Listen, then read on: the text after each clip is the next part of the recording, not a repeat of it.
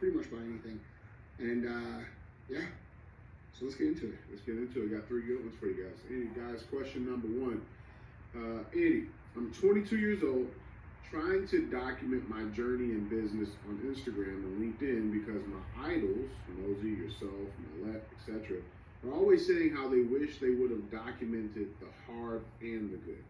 But every time I make a video of the hard, I feel like I'm projecting onto others and I get sympathy messages from people. I fucking hate sympathy and pity. It's part of the reason why I didn't document any of my 75 hard, because those 3 a.m. running videos felt like a cry for attention. I am doing this for myself, but I'm also trying to build a following that will support me through all of my future endeavors and can see my growth. How do you recommend I get around this? What's your thoughts on this? You just got to do it, bro. You know what I'm saying? Like, you just got to document what you do and say the way it is, and how people feel about it or how it makes you feel is what it is. You know, there's millions and millions and millions and millions of people playing the internet game. Why not you? You see what I'm saying? You deserve to have a brand. You deserve to play the game as long as you do play the game. And the reality of it is, I understand what you're saying. You know, I say things, you know, I try to keep it pretty transparent with everybody. You know, I really only do my Instagram story, but I did social media for for a decade. Half your life, dude. Yeah, no shit. That's what I'm saying. So, like, now I just kind of do the story. And even when I do keep it transparent and I keep it real with people, I do get a lot of messages that are like, oh man, you'll get through it. No shit, I'll get through it, bro. I get fucking through everything. So I understand that. I hate that shit too. But you got to remember, these people are just trying to be nice and they're trying to support you. And you know, ultimately, once I get past a little bit of the frustration with it, I feel grateful that people actually give a fuck about what I'm doing and what I'm going through. And I think that's just our own, you know, our own positioning on the topic. You know, we don't want sympathy. We don't want extra attention. But we're also trying to show the journey so that other people will see what it looks like.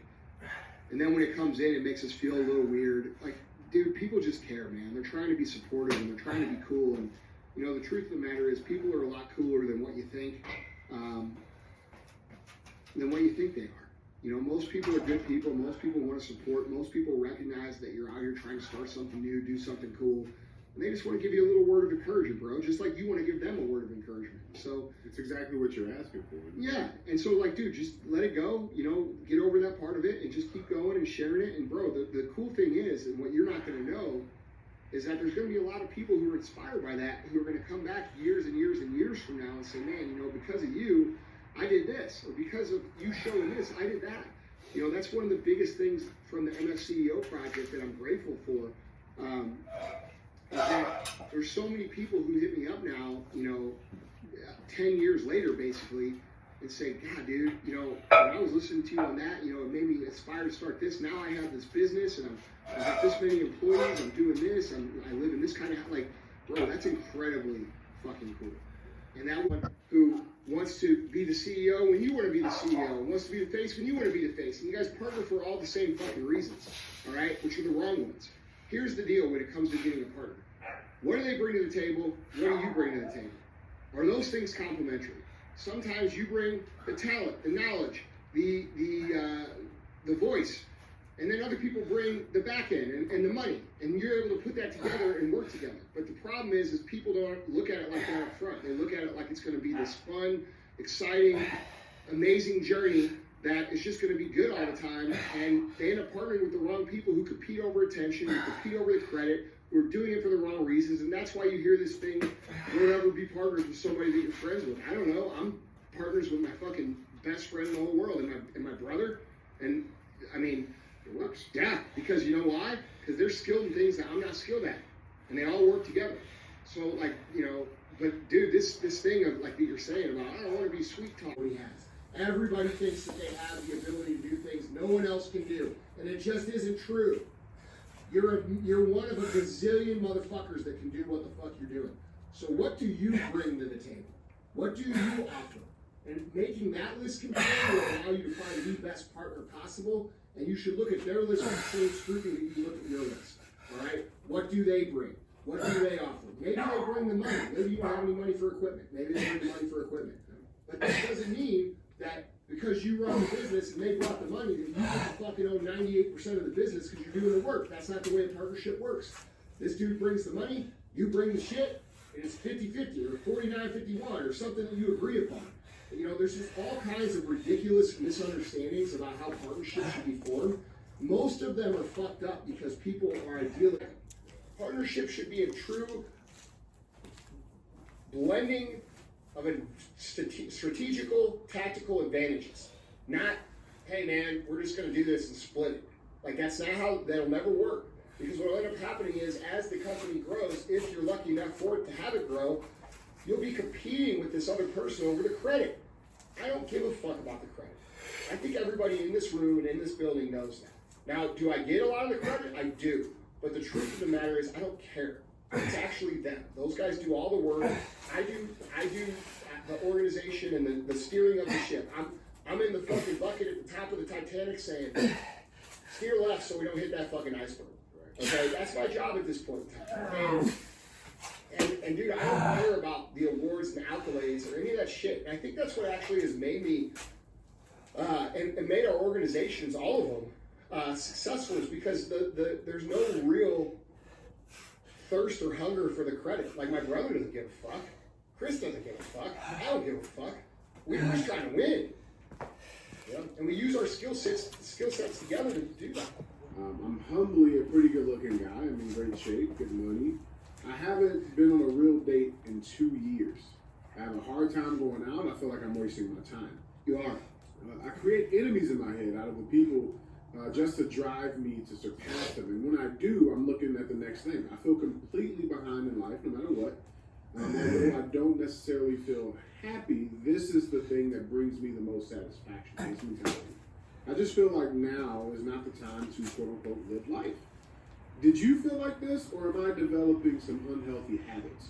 I know to this day you still feel behind, but does the chip on your shoulder go away? Do you feel like your guard is down and it's not always a competition? What's your thoughts on that? I was not living, I got told that I needed to have more balance, I needed to have more fun, I needed to take it easy, I needed to not care as much, I needed to not be as intense, I needed to not blah, blah, blah, blah, blah.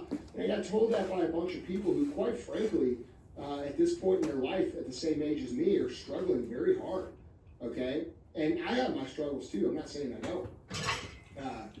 And that's another thing. I think we gotta recognize that, we trade struggles. What problems do you wanna have? Do you wanna have the problems of not being able to afford to do shit? Do you wanna have the problems of being stuck with a woman who's, not the quality of the woman that you could potentially get later on? Do you want to regret not doing what you could have done with your life? Or do you want to have the problems of, maybe you can't afford shit. Maybe you can't, and maybe you look back and you say, man, you know what, I missed out on a couple things.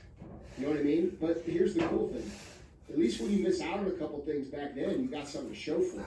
The other way around, you got nothing to show for it. So that's how I've always looked at it. And yes, I'll be real. Like there's things that I look at when I examine my life and I say, man, I wish I would have done a little successful life. They will judge you automatically because they have chosen differently. So people like to be right. Look at the politics in the world. People are literally arguing over what's going on, watching the president of the United States dismantle this country because they wanted to be right about Donald Trump. That people will ride being right into the dirt. So you have to be fucking smart not to fucking fall into that. Like these people who are telling you that you take it too serious, you're too intense, you're too into what you do, you're too focused, you're this, you're that. Those people are always going to say that to you. And then whenever their life is in shambles, when they're 40-something years old and they don't have shit to show for it, you know what they're going to say? They're going to say, well, at least I lived some life. At least I had that baby. Right, bro, you're not going to care. You're going to be like, cool, man, I can do whatever I want. And so, there's a trade. You're trading. What I don't like is people adopting their life into and then lying about how they got there. Like, bro, just say, hey, man, it didn't go the way I wanted, but now I'm doing the best I can. You see what I'm saying? Trying to fool us with their shit. Yeah, bro, I hate that shit. That's where all these fucking moral warriors on the internet come from. Their life sucks. They can't afford shit. They live in a shitty house. They got a shitty partner. They drive a shitty car. They go to a job they hate. And then they pretend like this is what the fuck they wanted. Fuck you, man. You think I'm fucking stupid? And then they get on the internet and say all kinds of ignorant shit about anybody who's doing anything.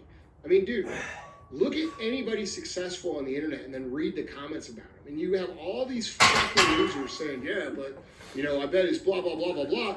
You don't fucking know any of that. You're just talking shit because they got something you ain't got. You chose not to do. Yeah, and you chose it, dude. And that's okay. I don't fucking care. That's what you chose. But, like, don't sit here and try to villainize everybody who's out here doing something because they don't have the life that you have because you fucked up your own life. Yeah, by the way, you could change it. This says MS CEO. Probably ain't that humble. You're correct. Saw a couple of them too. Yeah. Well, they gave me 2 plates. I want everybody to know. My point is that, bro, it's not about that. Yeah. You know what I'm saying? Humility really isn't about any of that. It's about understanding this. You're not as great as the results that you're producing. You're no different than anybody else. That person over there, they could do the exact same things that you're doing if they did the exact same actions. That's what humility is. It's not thinking less of yourself. It's thinking more of others. Just understanding that the reason you are where you are is because you have certain actions.